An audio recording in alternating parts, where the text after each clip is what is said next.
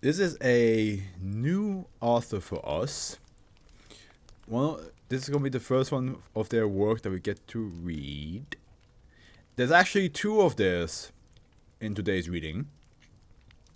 Jack Ike. Sorry, Jack Ike. That's the author's name. We have this one, and then the next one is another one of theirs.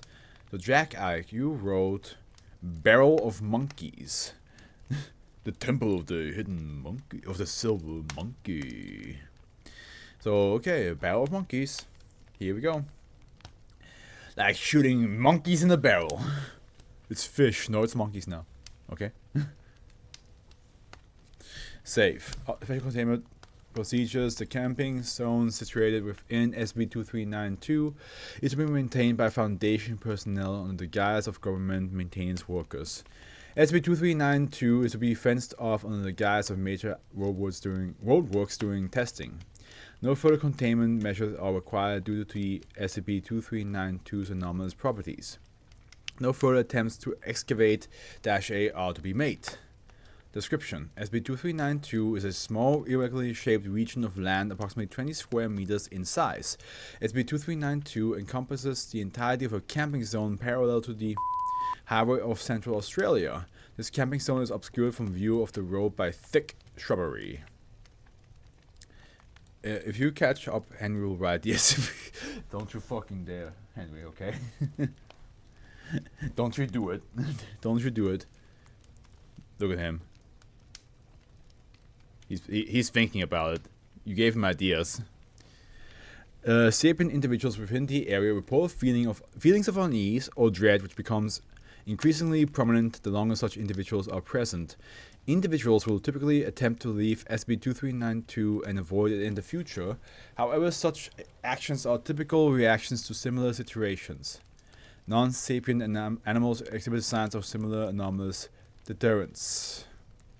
Muffled sounds of distress can be heard from an indeterminate distance underground at the approximate geographic center of SCP-2392 that has since been determined to originate from -A. See addendum. Okay. Several environmental factors within SCP-2392 suffer from an anomalous reduction in energy. Due to this, the region within SCP-2392 is on average 1 degree Celsius lower than the surrounding environment. Light sources within or viewed from within SCP-2392 suffer from a reduction of 9 to 13 lumens. Audio suffers from a 4 decibel reduction, and electronic devices present within SCP-2392 utilizes 11% more power than usual. The significance of these values is currently unknown. No native flora or fauna is present within SCP-2392. Plants situated within SCP-2392 area of effect are incapable of sustaining their own biological functions and will die within 3 to 4 days. Investigation into which biological functions are hindered is currently underway. Addendum. Assistant Researcher John, Senior Researcher Smith. An attempt to uncover the source of the audible sounds heard originating from beneath SCP-2392 was attempted on 2016, at which a Assistant Researcher John was present. Begin log. Assistant. Okay, we have John here. It got obvious really quickly that the place doesn't like being dug up. Oh hell. No wait. Hold on.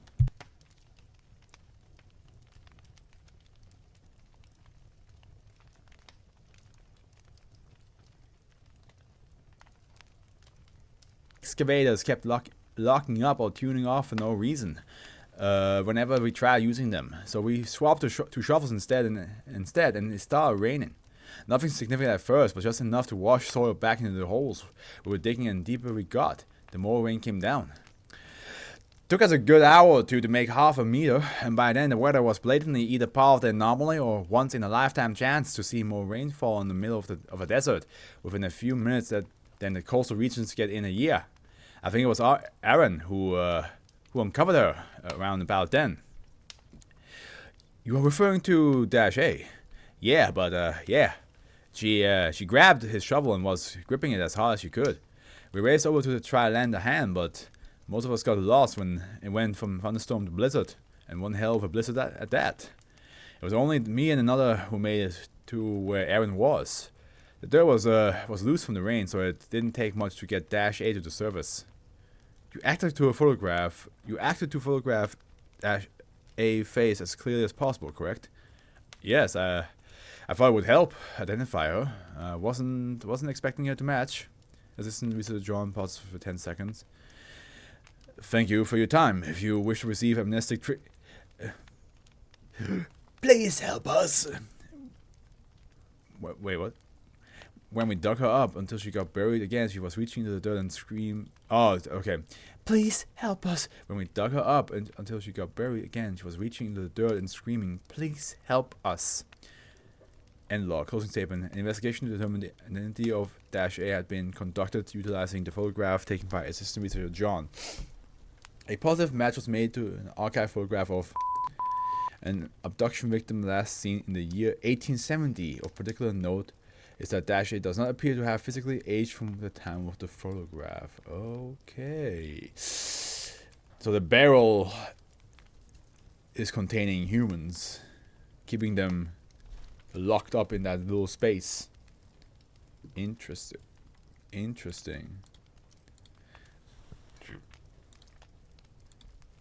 Please help us. That is can you imagine, like, you walk somewhere on the field and you hear somebody yelling from underground, and when you try to like help them get out of the thing, which is apparently not possible, you realize you see a face, and then you like see that that this person that you saw is from 150 years ago. You're like,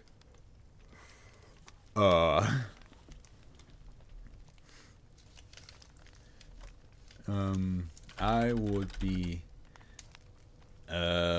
dumbfounded if not only did I hear a voice come from the earth, from the ground, but then also if said voice belonged to someone from 150 years ago.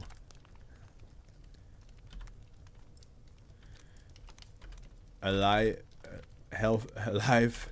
and young still, looking up at me in panic. Like, I don't know how. Oh, speaking of like dumbfounded panic, there was this one TikTok. Maybe you guys know the red flag guy. Absolutely, very. I love his content. He waves a giant flag, and depending on the story, he either waves a giant red flag or a giant green flag. And sometimes he has a orange flag for Halloween to tell like scary stories. And he was telling a scary story about like campers going out into the dark, like in the forest, and then like making a bet with each other, like to see how far they can go out without using a flashlight. And while they were doing that, they heard some whispering. So they activated the flashlight, looked around. So they had the flashlight with them. They just didn't activate it for the bet. They looked around, didn't find anything, turned it back off, walked further, heard the whispering again, turned it on, and then saw a woman on all fours just crawling towards them, saying like, oh, I'm lost, where's the nearest campsite? And they ran away back to their tent and hid there. And some people were saying in the comments like, oh, I feel bad for her. Maybe she was in trouble. And I commented saying like, you are a better man than me. You're a better person than me, because I would have questioned everything in that moment. I'd be like, why is she here? Like, why was she on all fours? Why was she whispering and following me with that? And somebody was saying like, well, maybe she was attacked. And I was like, okay, you were just adding hypotheticals, but even if she was attacked, there's no reason for her to like whisper crawl after me in the dark. You know what I mean? Like if she was attacked, then she would stay quiet to make sure the attackers won't hear her. But if she wasn't attacked and truly lost, then why not just call out to us? You know what I mean? Why not just be like, hey, help? It'd still be odd to find a woman like just like on all fours in the middle of the forest in the middle of the night. But her actually calling out would make a little more sense than, you know, going.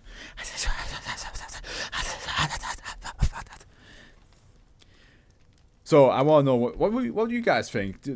Would you like have run away? Would you have like tried to help her out? Would you have been like me and questioned everything that just happened that moment and be very heavily on guard?